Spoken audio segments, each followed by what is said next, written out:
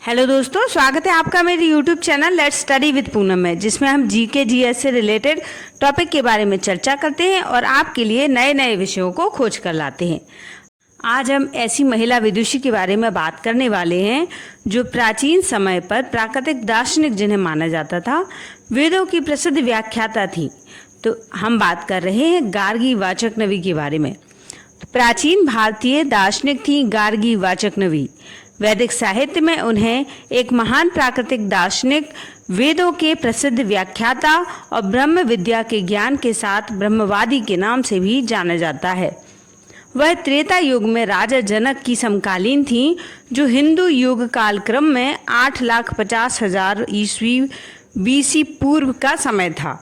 गार्गी का पूरा नाम गार्गी वाचकनवी बृहदारण्यकोपनिषद 3.6 और 3.8 श्लोक में वही मिलता है, जहां वह राजा जनक की राजसभा में याज्ञवल्क्य से आध्यात्म संवाद करती हैं।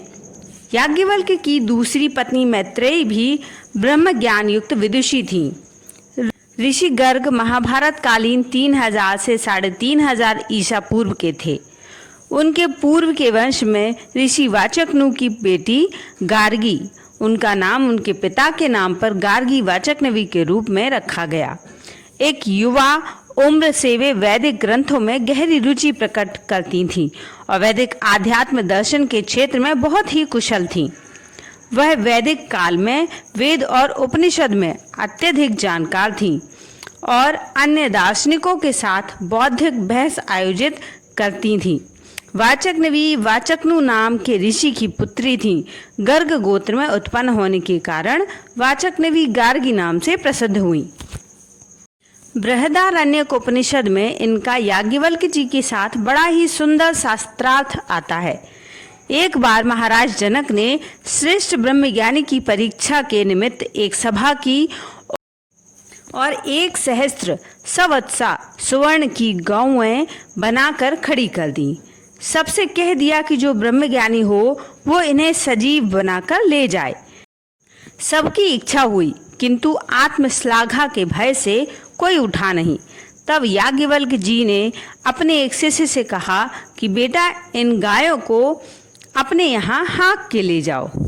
इतना सुनते ही वह ऋषि याज्ञवल्क्य जी से शास्त्रार्थ करने लगे। भगवान याज्ञवल्क्य जी ने सबके प्रश्नों का यथाविधि उत्तर दिया। उस सभा में ब्रह्मवादिनी गार्गी भी बुलाई गई थीं। सबके पश्चात याज्ञवल्क्य जी से शास्त्रार्थ करने के लिए गार्गी बैठी। उन्होंने पूछा, भगवान, ये समस्त पार्थिव पदार्थ जिस प्रकार जल से ओतप्रोत हैं, उस प्रकार जल किससे ओतप्रोत है? तो याज्ञवल्क्य जी ने बोला, जल वायु से ओतप्रोत है। गार्गी पूछती हैं, वायु किससे ओतप्रोत है? तो याज्ञवल्क्य जी उत्तर देते हैं, वायु आकाश से ओतप्रोत है। गार्गी पूछती हैं, अंतरिक्ष किससे ओतप्रोत है? तो याज्ञवल्क्य जी उत्तर देते हैं, अंतरिक्ष गंधर्व लोक से ओतप्रोत है।